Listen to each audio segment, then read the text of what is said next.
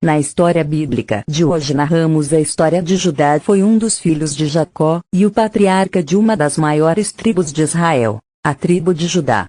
É um personagem de grande importância na narrativa bíblica, não apenas por seu exemplo de liderança e fé, mas também como ancestral direto de nomes importantes, como Davi e Salomão e, principalmente, do Messias, Jesus Cristo. A história do chefe da tribo de Judá é encontrada no Antigo Testamento, especialmente nos livros de Gênesis, capítulos 29 a 49, e em partes dos livros de Êxodo, Levítico, Números e 1 Crônicas. A Bíblia nos conta a história de Judá, um dos filhos de Jacó, que cresceu em uma família cheia de rivalidades entre irmãos. Ele era o quarto filho de Jacó com Lia, e sua vida teve muitos altos e baixos. Um dia, Judá e seus irmãos cometeram um erro terrível. Por inveja, eles venderam seu irmão mais novo, José, como escravo. Isso trouxe muita dor ao coração de seu pai, Jacó, que ficou devastado por pensar que o filho estava morto.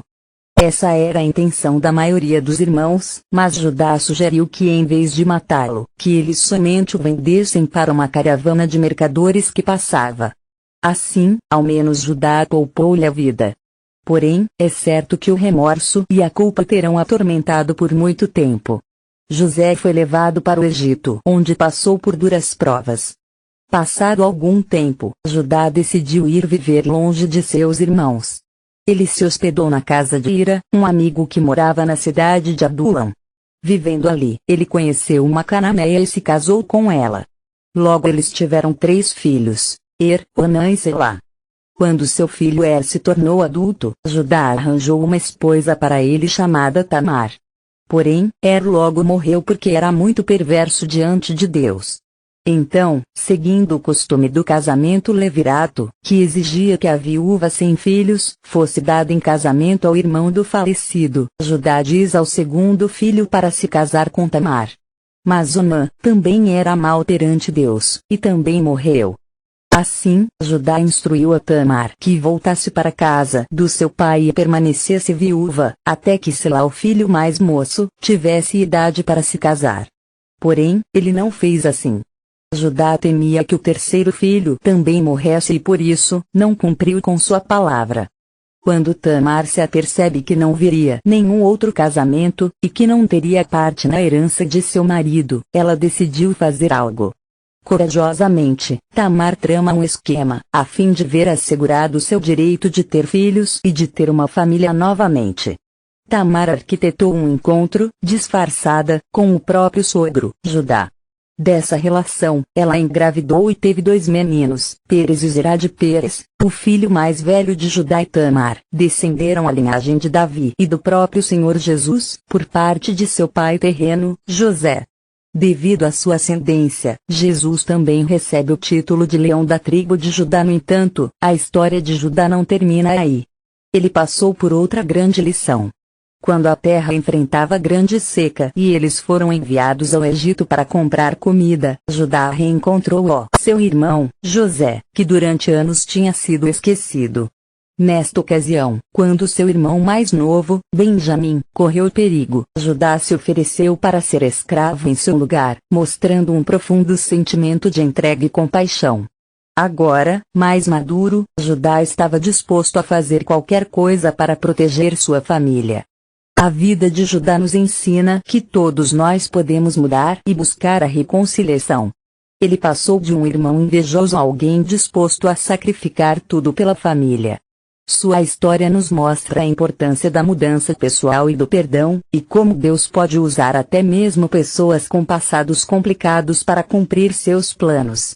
Judá e Tamar. Tamar foi uma jovem escolhida para se casar com o filho mais velho de Judá, chamado Desde muito nova, Tamar enfrentou a terrível dor da perda. Devido à maldade do coração de seu esposo, ela ficou viúva.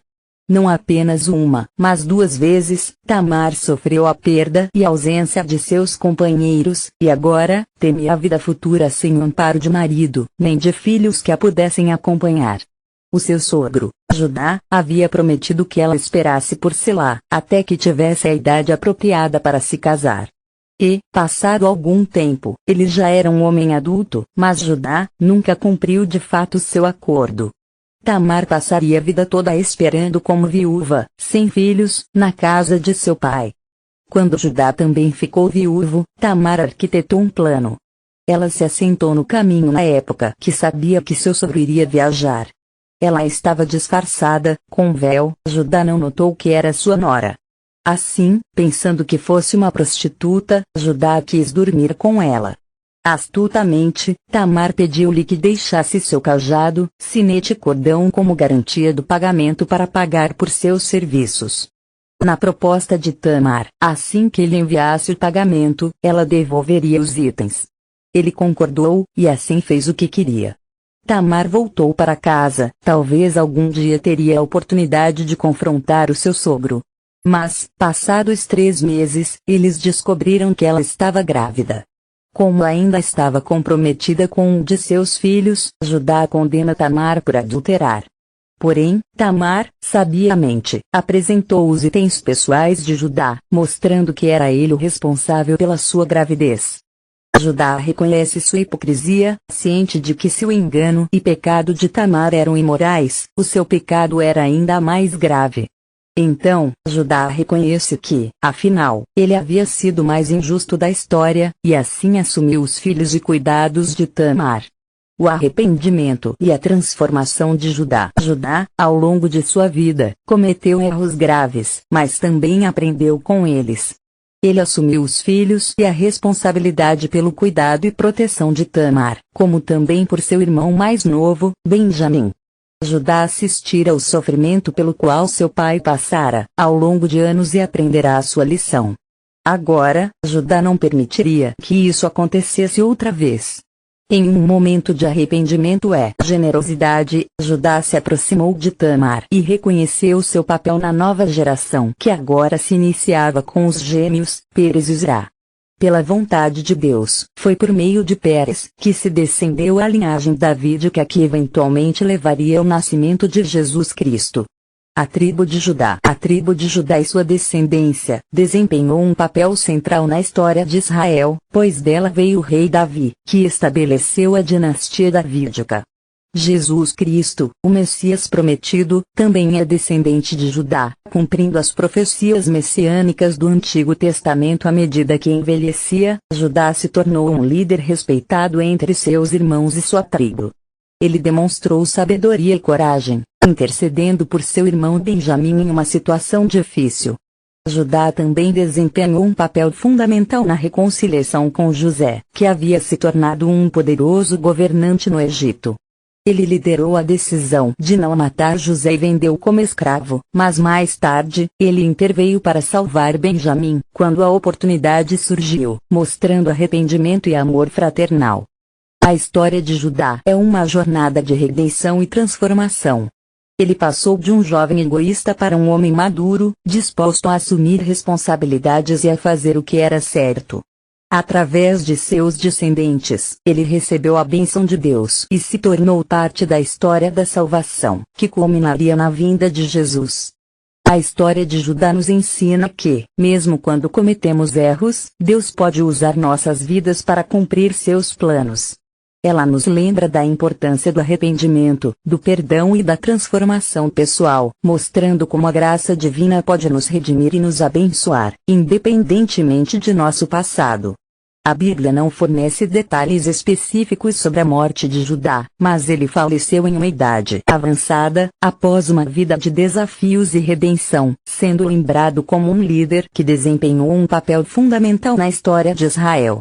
Além disso, a história de Judá é ainda mais especial porque Jesus Cristo, o Messias, é descendente direto da linhagem de Judá.